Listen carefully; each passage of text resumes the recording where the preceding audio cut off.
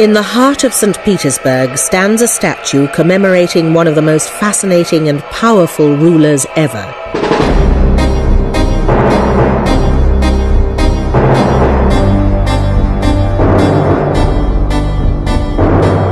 Everything about her life and reign was extraordinary, and it's with good reason that she's known to this day as Catherine the Great. She wanted to demonstrate that she was the richest, the grandest, the most powerful of them all. She was an outsider who plotted her way to the very top of the Russian Empire. She seized the throne from her husband, killed him, and then held on to power for 34 years, changing Russia forever. Brilliant at the exercise of power, ruthless in public life. Even her sex life was remarkable. Something about me admires her enormously. I mean, she had more lovers after the menopause than before. Hollywood has seized on that part of her story many times and added a few details of its own in the process.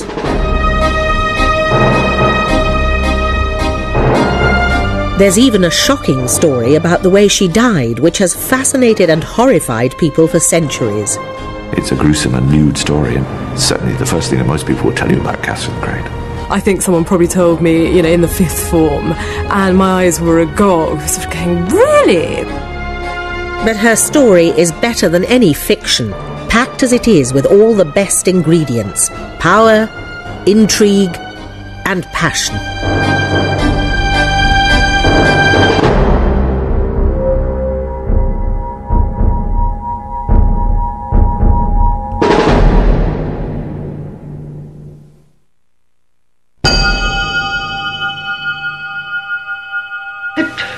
Russia just takes my breath away. The country's so vast.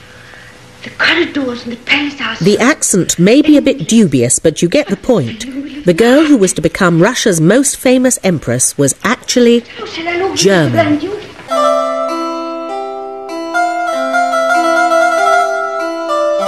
And she wasn't called Catherine either. She was born Princess Sophia, daughter to a minor German prince from Stettin. She might have remained a complete nobody, but the family had some all-important connections to the Russian imperial court. In 1744, the Empress Elizabeth summoned the teenage princess to Russia. Her purpose? To find a wife for her nephew and heir, so that the great Romanov dynasty might continue. It was perhaps the best outcome for a young girl of good family as she was. You tried to marry into royalty if you could. And if they invited you, you did the best and tried to make it work. Princess Sophia arrived in St. Petersburg, home of the Russian court, barely 15. She would never leave Russia again.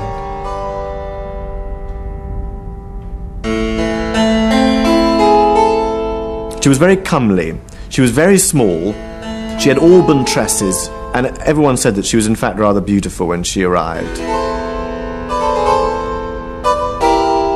She immediately distinguished herself by her tact and her grace and charm. She knew instinctively how to act towards people. The same could not be said of Catherine's future husband, Grand Duke Peter. She later wrote, "He was 16, quite good-looking before the pox, but small and infantile, talking of nothing but soldiers and toys. I listened politely and often yawned, but did not interrupt him." He did have a terrible upbringing. One of the things that Peter's teacher used to do was to make him kneel on dried peas. I don't know if you've ever tried kneeling on dried peas for any length of time, but it's not exactly comfortable. Peter was obsessed with the military and constantly wore a uniform, but it was little more than dressing up. He was a puny armchair soldier who never saw a battlefield. He used to entertain his Holstein officers, to beer and pipes in the evening, and of course that wasn't her cup of tea at all. She liked reading and theatre and, intelligent conversation.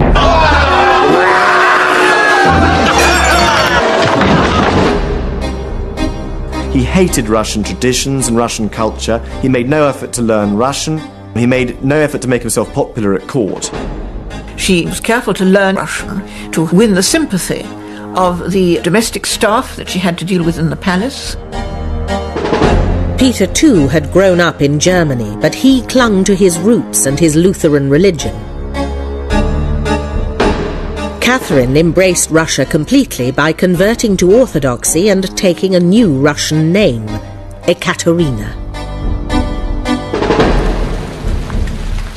In spite of being totally unsuited, the couple did as they were told and tied the knot.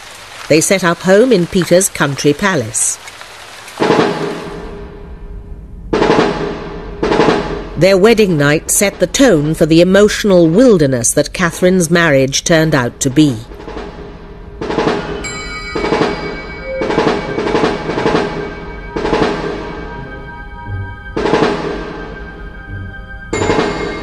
She waited in her bed for her husband to come. He never did, and she could hear him carousing downstairs with his friends. He was every woman's nightmare, I think. He was thoroughly immature and unaware of the effects of his actions on other people, and the first person affected was Catherine herself. It's even doubted whether the marriage was ever consummated. Rumour had it that Peter was impotent. Certainly his bedroom activity was largely limited to his playing with his toy soldiers and other childish behaviour. Grand Duke Peter was a man who punished a rat for eating some of his toy soldiers by hanging it in his wife's bedroom from a noose with a board attached to it that said, "Punished for infringing military procedures." I would have been prepared to like my new husband had he been capable of affection or willing to show any. But in the very first days of our marriage, I came to a sad conclusion about him. I said to myself, if you allow yourself to love that man, you will be the unhappiest creature on earth. This man scarcely looks at you, talks of nothing but dolls or such things, and pays more attention to any other woman than yourself.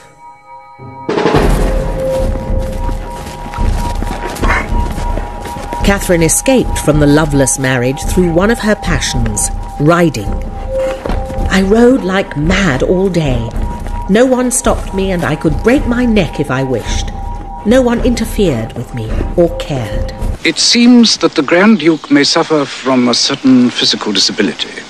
Well, go on. I believe in medical parlance the condition is called Formosa. The devil in medical parlance. What's the effect of it? The effect is to prevent... that is to say, to make it impossible for His Highness... You mean he can't? Precisely, ma'am.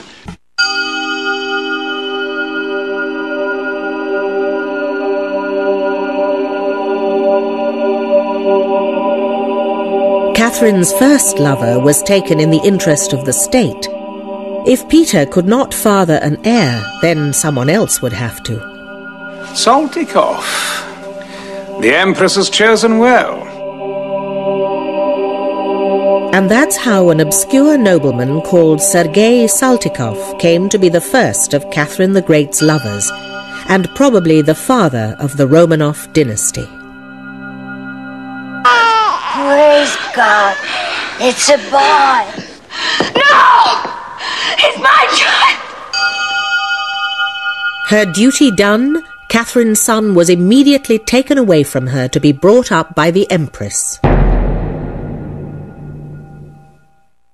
She had a complete dolt of a husband, and if she was to have the kind of life that she wanted, which was both prosperous and interesting, then she was going to have to do something about it herself. He was a weakling, and I think in the power relationship between them, he sensed that she was stronger, and she sensed it too.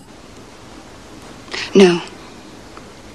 If I rule alone.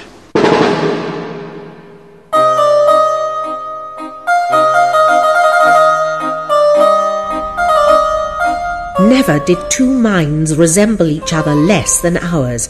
I loved reading, so did he, but what did he read?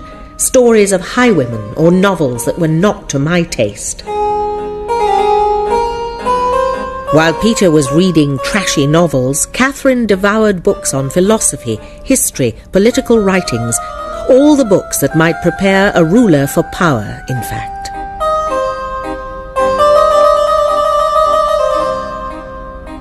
And she developed very early on the kind of political skills that were to prove extremely useful to her when she came to the throne. The ability to juggle one faction against another, to balance one advisor against another. Most of all, she knew how to charm. Oh boy, didn't she? All the descriptions of her. Her charm, her kindness.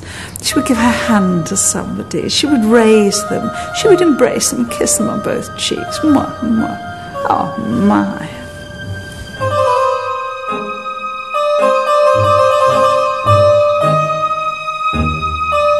I persisted more and more in my desire to win the affection of the unimportant as well as of the great, neglecting no one, and making it a rule to believe that I needed everybody. Accordingly, I behaved in such a way as to win general approval, and in this I succeeded.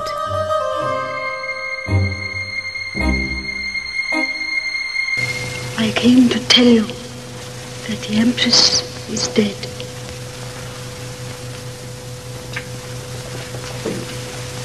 She's dead? Finished? Finished? Finished! Finished! Finished! Grand Duke Peter finally got his hands on the throne in 1761. The last person he wanted at his side was his clever, popular wife. There were rumours of divorce. Catherine needed an ally. Gregory Orloff, at your service, madam. Gregory Orloff was a very useful lover. Not only was he a well-built, handsome soldier, but he had many brothers who were also soldiers. Between them, the Orloffs were the kings of the barracks. With Catherine, one can never separate the personal from the political, and she would have been very aware that one of the things that made Orloff attractive was not just his fantastic physique and cheerful nature, but also the fact that he might well turn out to be the key to the vital guards regiments who guarded the imperial family.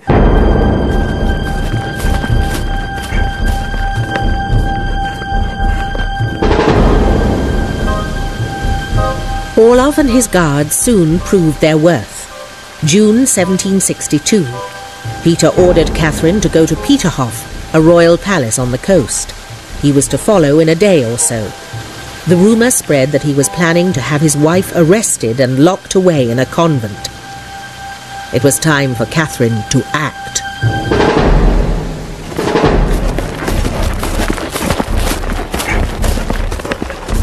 If the coup had gone wrong, all the participants in it would have suffered grievously. All the Orloffs and the guardsmen would have been killed horribly. You know, if a politician loses today, he loses his seat, then you lost your head. You know, the stakes were vastly higher. Catherine perhaps would have been murdered, but would certainly have been locked in a nunnery monastery prison or something for the rest of her life, and probably would have been murdered there.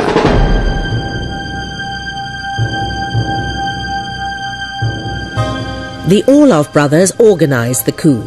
Whilst Catherine slept at Peterhof, the troops were assembled. On June the 28th, 1762, she was awoken early by one of the Orloff brothers. "Time to rise," he told her. "Everything is in place to proclaim you." A coach stood ready to hurry them back to St. Petersburg and the waiting regiments. My dear, I am about to seize the throne of Russia.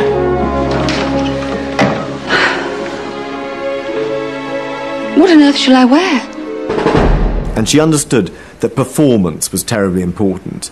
And that was part of the reason why, when they were galloping back to St. Petersburg, when they stopped another carriage going the other way, and it turned out to contain Michel, her French hairdresser, they recruited Michel, the hairdresser, and he rode back with them and did her hair on the way to the revolution. By the time the coach reached St. Petersburg, Catherine was already being hailed as the Empress of all the Russias.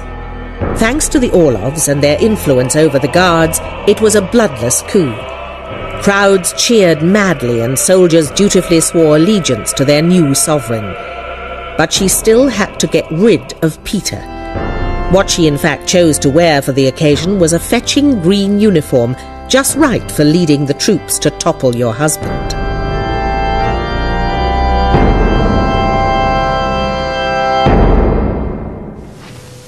Catherine! Catherine! Catherine! You are my prisoner, sir. In fact, Peter hardly bothered to put up a fight, or as someone commented, he gave up the throne like a child being sent to bed. Catherine had him imprisoned and put the Orloffs in charge of his personal safety. She did nothing actually to protect him. She could, for example, have helped him to go into exile. She didn't do so. But he had to be murdered, otherwise there would have been endless attempts at coups d'etats against her, and that was inevitable. Most people who have got to power have a ruthless streak in them. And to have run Russia during that period, you had to be exceptionally determined. When he was murdered, Catherine organised that there be a press release, or the equivalent thereof, to say that the former emperor had died of hemorrhoids. And this caused much amusement in Europe, where she was immediately known as a cruel regicide who'd killed her own husband, in effect. But one of the French philosophes always said that he would never go to Russia because he had hemorrhoids, and in Russia hemorrhoids could be a fatal disease. Catherine was 33 when she seized the throne, and she gave herself the most expensive and extravagant coronation possible. Her message was clear. She was now the official and legitimate Empress of Russia, and she was here to stay.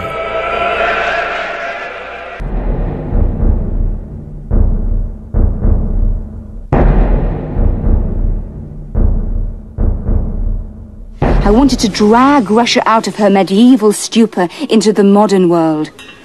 In a word, I wanted a revolution.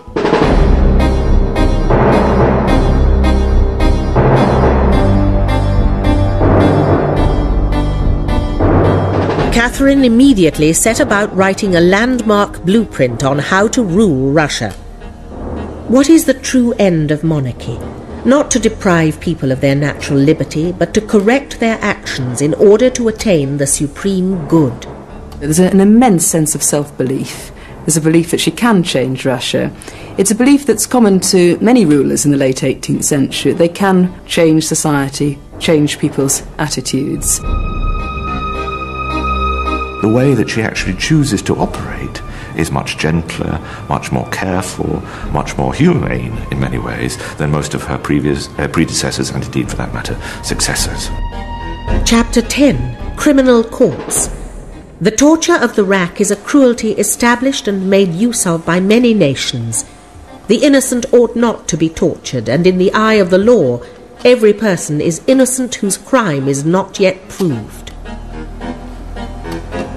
She rendered it less of a military dictatorship. She civilianized the whole thing and made it more gracious, more polite. Chapter 19. Education. Everyone ought to instill in the tender minds of children all those virtues and qualities which join to form a good education.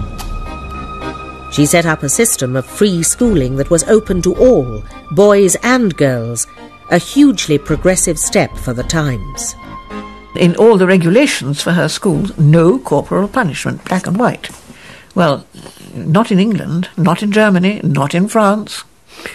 These are the kind of things where I find that she is ahead. Catherine published her thoughts as her great instruction. No Russian monarch had ever written anything like this before. She then had it printed in numerous different languages, so that the whole of Europe would see what an enlightened and forward-thinking ruler Russia now had. In her own court, too, Catherine made life more civilized. She was going through the palace one day, and went through a room in which there was a soldier on guard, and he had been sitting down, and he just leapt up in a state of confusion, being caught like this off guard by the Empress herself.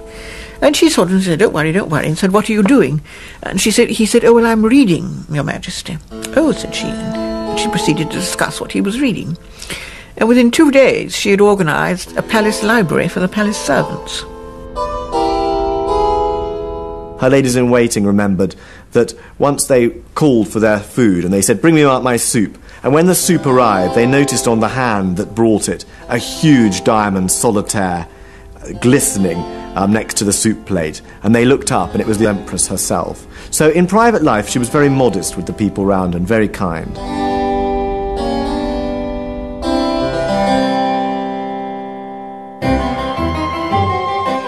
Alongside the vast Winter Palace, she built a smaller, more intimate venue where she could entertain her closest friends, and came up with a set of rules for guests to observe.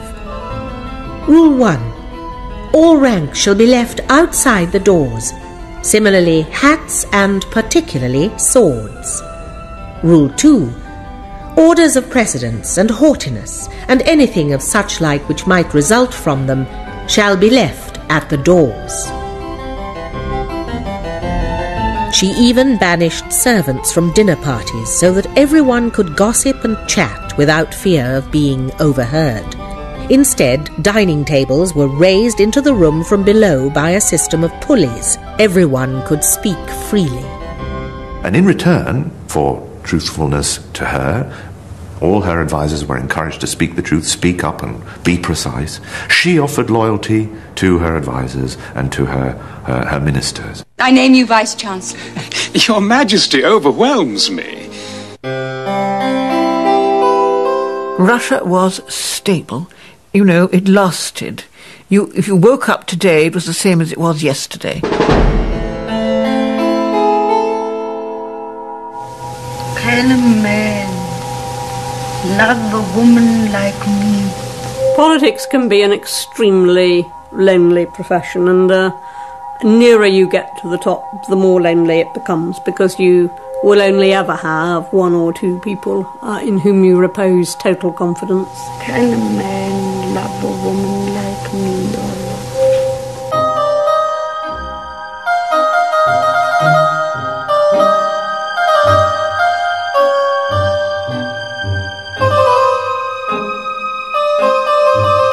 Catherine, I think, needed companionship constantly. She needed someone there. Several people at the time commented on this. They noticed that she didn't like to be left on her own. Even if there was only a dog or something in the room, it mattered to her not to be left alone.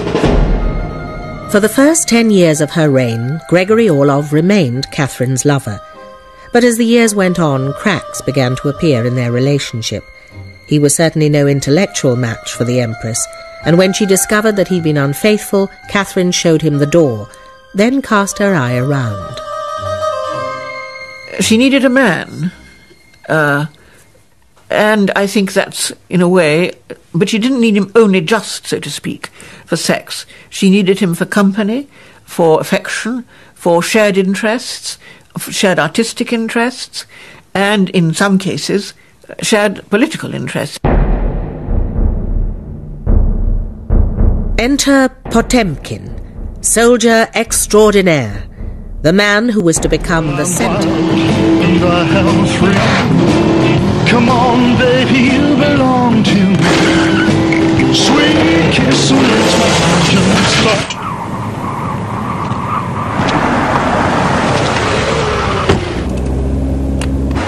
Well, I'm wild and the hell's free. Come on, baby, you belong to me. Sweet kiss makes my engine start. The way you move, you own my heart. Sweet kiss makes my engine start. The way you move, you own my heart. World.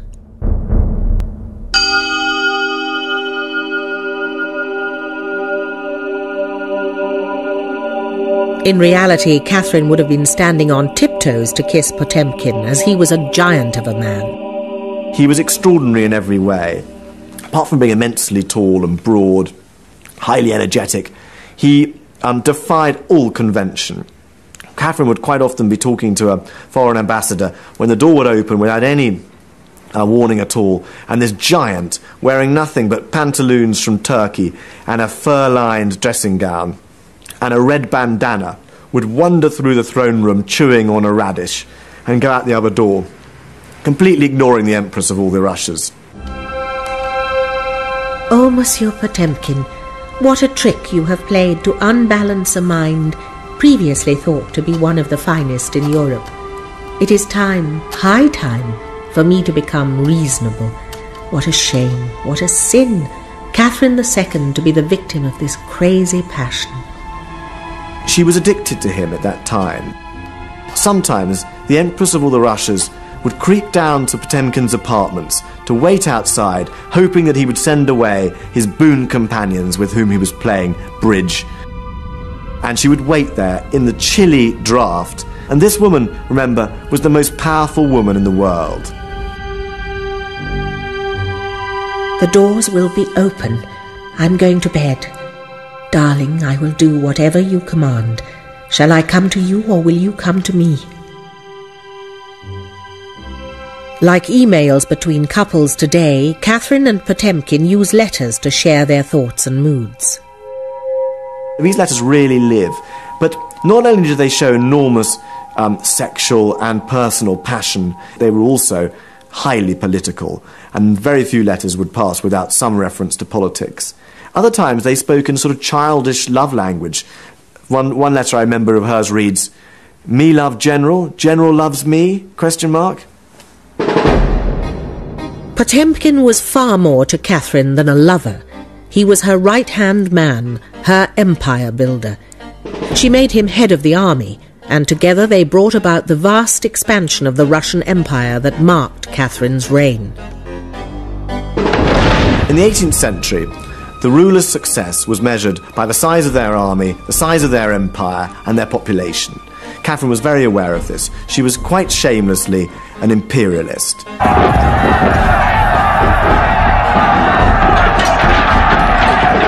She took vast chunks of land from Poland, pushing Russia's borders as far as Austria. To the south, she brought towns, agriculture, and modernization. She annexed the Crimea from Turkey, giving Russia territory on the Black Sea, and with it vital trade routes through to the Mediterranean. This resulted in a huge growth in Russian power, and really Russia's arrival as one of the true great powers of Europe. Much of this could not have been achieved without Potemkin. Love, politics, gossip was fused in this remarkable partnership. They would make love, then immediately switch to him imitating some courtier, and they would roar with laughter, and then suddenly they would move to changing the foreign policy from a Prussian alliance to an Austrian alliance. Many of her decisions were joint decisions, and decisions achieved only after great rows, great stomping, great arguments, that no one else could have had with her. Imagine that the Crimea is yours. Gracious lady, you are obliged to raise Russian glory. Believe me, doing this will win you immortal glory, greater than any Russian sovereign ever. But Catherine wasn't able to marry the love of her life. Having murdered her first husband and the rightful heir to the throne, marrying again was considered politically disastrous and would risk everything. So it's believed that Catherine and Potemkin married in secret. Legend has it that they stole away one night to the church of St. Samsonovsky in St. Petersburg and exchanged their vows by candlelight in front of a nameless priest. They loved each other for the rest of their lives. Once the physical passion between them abated, they both enjoyed lovers freely, but no one would ever take Potemkin's place completely in her heart.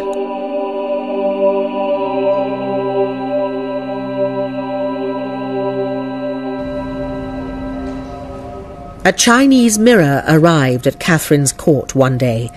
Intricately made entirely from silver, it was a hugely lavish piece of work. But obviously when it arrived in Russia, this was just not grand enough. So they splattered it with diamonds. You've got vast diamonds spread all round the frame. You've got added little pots of pearl and diamond flowers. Totally changed, but changed into Russian, spectacular, magnificent taste.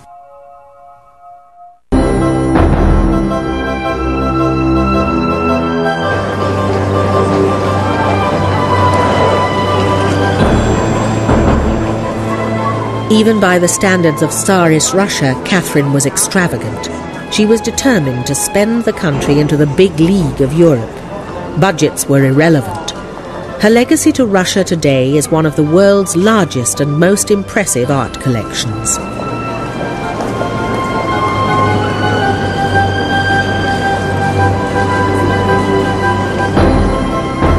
Catherine's expenditure on palaces, on collections of Western art, on almost everything, in fact, is really quite extraordinary. Her court consumed up to something approaching 12% of the national budget at its highest, so it's a very large expenditure. She understood what was good, she understood what was the best, and she got it. It was very significant that she should have bought in England the collection of Britain's first Prime Minister, Robert Walpole. She took from Britain what was arguably going to become the core of our National Gallery. She took it to Russia instead. And she did the same in France. She bought the Crozat collection, which is the most magnificent private collection in France. And fearful outrage that she should have bought it. Catherine would stop at little to acquire the world's most celebrated artworks. After seeing pictures of Raphael's frescoes in the Vatican, she decided that she wanted them in her own palace.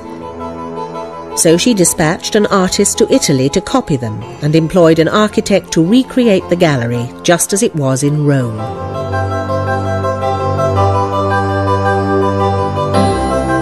And so back came precise copies of Raphael's frescoes. But naturally they didn't all fit, so that there was sort of agonising snipping off here and adding a little bit there. But the final result is extraordinary, and it is there in St. Petersburg a repetition of what Catherine had admired so much in Rome.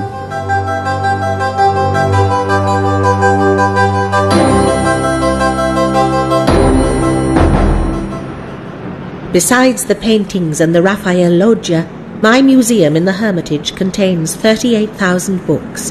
There are 4 rooms filled with books and prints, 10,000 engraved gems, roughly 10,000 drawings, and a natural history collection that fills 2 large galleries.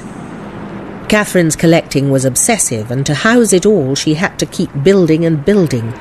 With each new extension, her palace snaked further along the river Neva. Today, the Hermitage Museum has 10 kilometres of galleries. Architecture was another personal obsession, and a few favoured architects were commissioned repeatedly. As soon as one project was finished, another was begun. The money at Catherine's court came directly from the peasantry, from the serfs themselves, who paid all sorts of taxes. So it wasn't right that she was so extravagant, but it was very much of its time. Catherine was a very clever, calculating monarch who knew all the tricks about how to impress her fellow sovereigns around Europe. The traditional view of Russia in the West was that it was a benighted, rough, rude country full of uneducated people who behaved literally like bears. So Catherine had to try to overcome that image to demonstrate that Russia was a great power culturally as well as militarily. People came to Catherine's court because it was highly intelligent, wonderful art collections.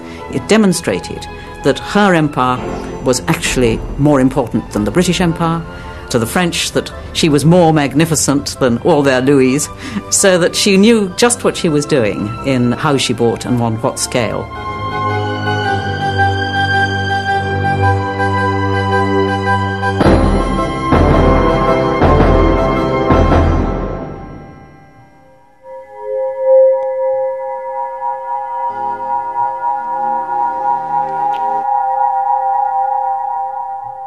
she was a real sexy beast, and that is wonderful, because the traditional view of women, still today, is that women are either mothers, or they're wives, or they're virgins, or nuns, or something inappropriately limiting. And the idea of having a big, strong, powerful, sexy lady really sets the men by their heels, doesn't it?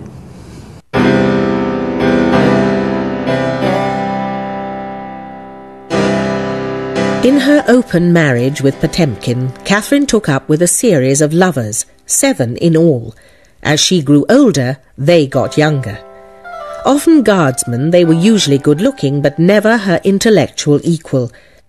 Bizarrely, these young men were often chosen by Potemkin himself, and then became part of a curious love triangle with the Empress and her husband. Male leaders for centuries have seen it as their absolute right to pluck some youngster from the ranks and sort of say, you know, this is not only your duty but your great honour to lie down with me. I see no reason why Catherine shouldn't have really felt the same. This is one of the privileges of her court position. Furthermore, they would then become favourites. They'd be her protégés, she'd bring them on. It's a real time-honoured career move for young people everywhere.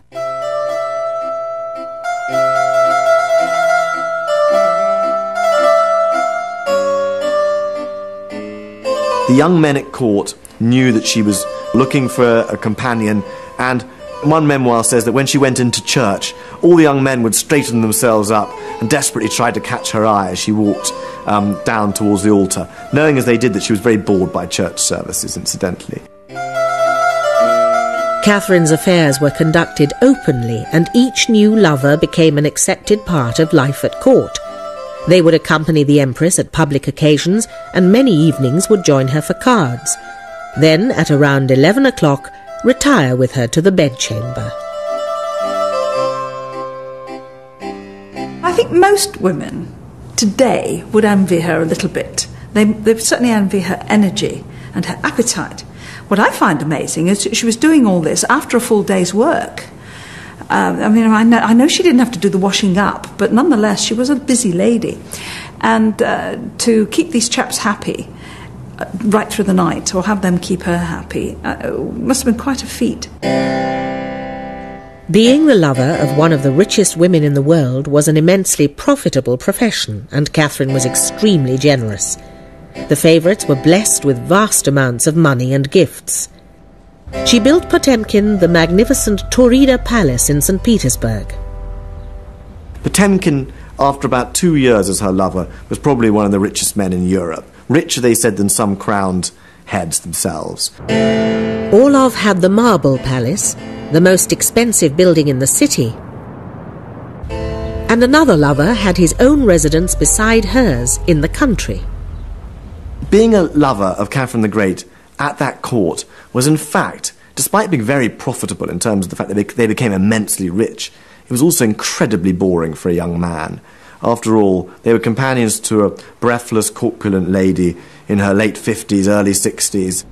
Catherine appeared to be genuinely in love with each and every one of these young men. But of all the favourites of her later years, there was one whom she loved with a special passion and who adored her in return. Sasha Lanskoy was 20 years old when the 51-year-old Empress plucked him from the ranks. Lanskoy was the most angelic of her young lovers, and the one she was happiest with. He comes across as a very sweet young man, and he loved Catherine. And he also loved Potemkin, despite some tensions with him.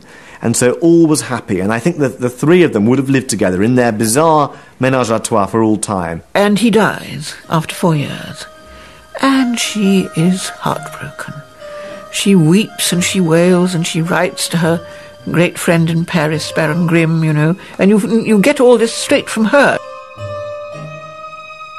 I am plunged in the utmost misery, and my happiness is gone. He worked, he learnt, he had acquired all my tastes. I was bringing up this young man.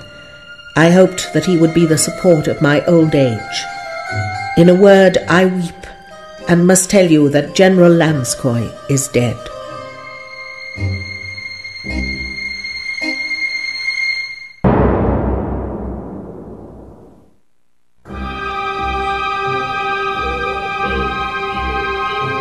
In the early hours of July the 24th, 1791, Potemkin set off from Catherine's country estate. As he galloped away, heading for the south, the Empress wrote him a note that said, "Goodbye, my friend, I kiss you." She never saw him again. He was struck by a fever and died on a desolate hillside in Moldova, with Catherine's letters in his pocket, stained by his tears.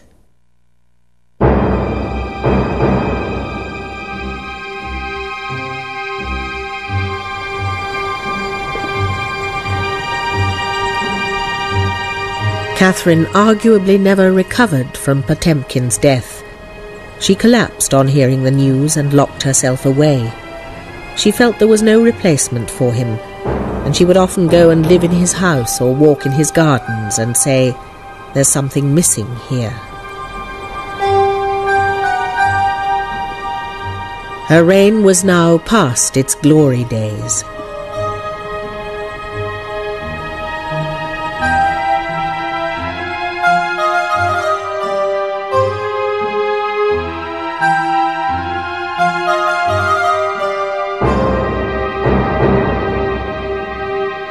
In the last 5 years of her life, the court was dominated by her vain and fairly limited and quite stupid lover, Zubov. Platon Zubov was almost 40 years younger than Catherine, and for the aging empress his youth and energy seemed more important than his ability. He was said to be haughty and arrogant and an anti-intellectual. And I think there's a sort of sense that she's losing her grip by this point. These are, of course, after 1789, the years of the French Revolution, which, though they don't necessarily pose a challenge to Russian power in the East, certainly pose a challenge to the kind of world of order ideas and hierarchy in which Catherine has operated previously. So there's a sense in which her world no longer looks quite the same as it had done. She was immensely shocked by the execution of the French king in 1793. It's supposed to have made her physically sick. She was no longer in tune with events that were taking place in Europe.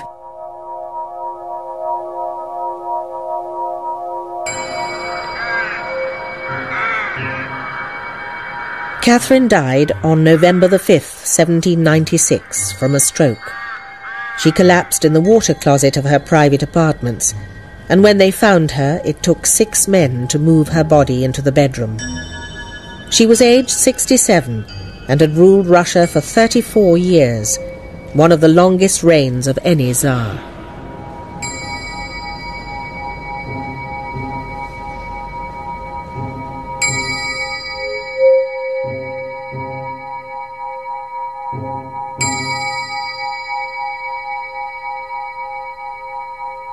She's just flung it in my face that she's had 17 lovers in 2 years. 70? No, 17. Catherine always wanted a place in history, but her reputation has been as much notorious as glorious. In her own lifetime, she was mocked for an unseemly appetite for power and sex, and since then the stories have grown wilder and her reputation more scarlet.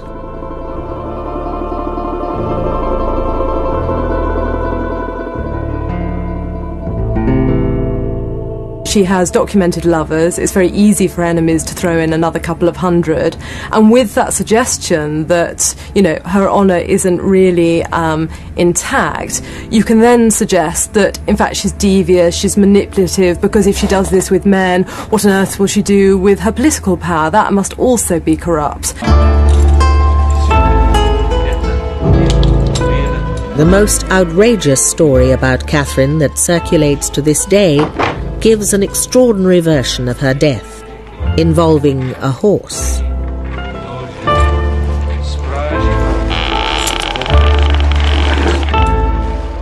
Her Excellency had gone in straight after I had finished setting up. And the funny thing was that I don't think she had anything on underneath her fur coat.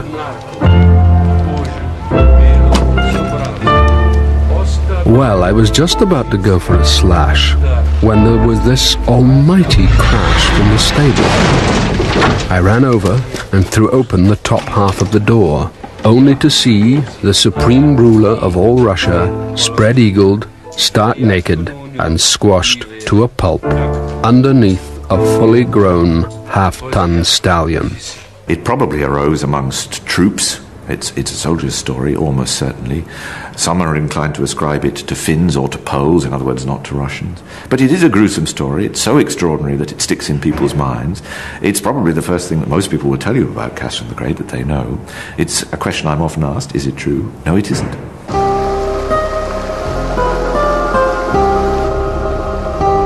And it's rather a shame about this incredibly thoughtful, intellectual, powerful lady who really changed the landscape of Russia, that what you know about her, the first thing that comes to mind is that she might have had congress with a horse. If you said, tell us what Catherine the Great did, I don't think people would talk about getting land from the Ukraine, would they? They're far more likely to talk about the Raft of Lovers. Is that how she really wanted to be remembered? She had 12 lovers, which is a fairly modest sex life by many contemporary standards. But she was unlucky in that her history was written in the 19th century, which is about as prudish as any century can be in this respect. She was passionate, there's no doubt about it. But no, she was never an nymphomaniac, and no one who knows anything about Catherine the Great would say that she was. We should remember Catherine as a ruler who brought humanity and tolerance to Russia, and that's what she should be remembered for.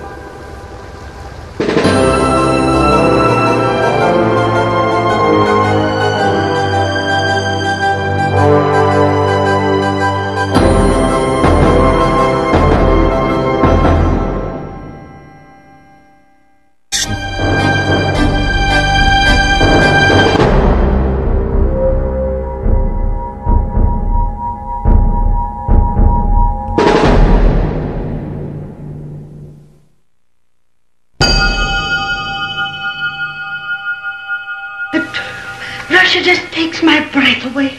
The country's so vast. The corridors and the palace houses. The accent may be a bit dubious, but you get the point. The girl who was to become Russia's most famous empress was actually German.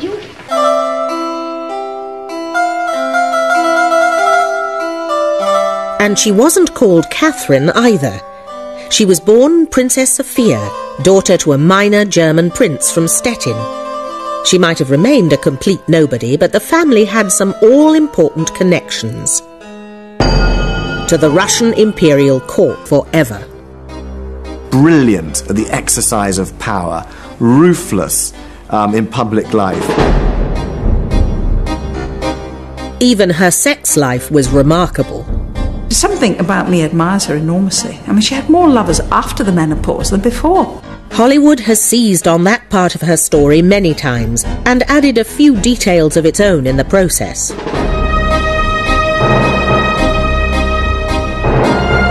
There's even a shocking story about the way she died, which has fascinated and horrified people for centuries.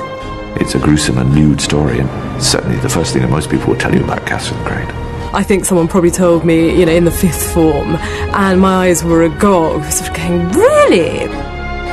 But her story is better than any fiction, packed as it is with all the best ingredients: power, intrigue, and passion. She immediately distinguished herself by her tact and her grace and charm. She knew instinctively how to act towards people. The same could not be said of Catherine's future husband, Grand Duke Peter. She later wrote, "He was 16, quite good-looking before the pox, but small and infantile, talking of nothing but soldiers and toys. I listened politely and often yawned, but did not interrupt him." He did have a terrible upbringing. One of the things that Peter's teacher used to do was to make him kneel on dried peas. Well, I don't know if you've ever tried kneeling on dried peas for any length of time, but it's not exactly comfortable. Peter was obsessed with the military and constantly wore a uniform, but it was little more than dressing up. He was a puny armchair soldier who never saw a battlefield.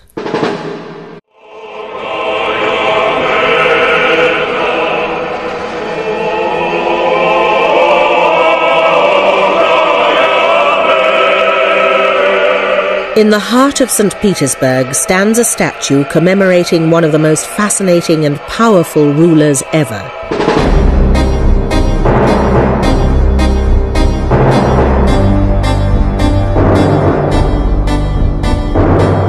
Everything about her life and reign was extraordinary, and it's with good reason that she's known to this day as Catherine the Great.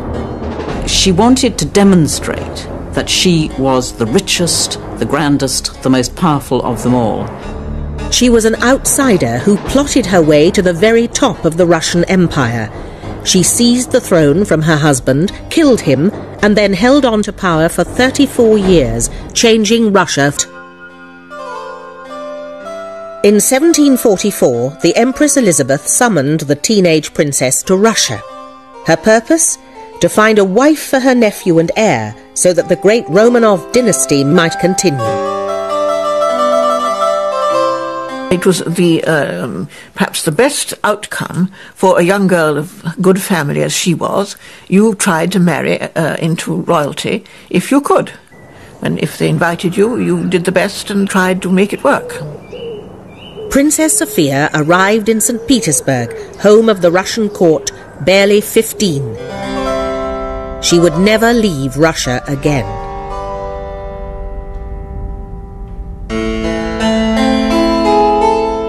She was very comely. She was very small. She had auburn tresses, and everyone said that she was in fact rather beautiful when she arrived.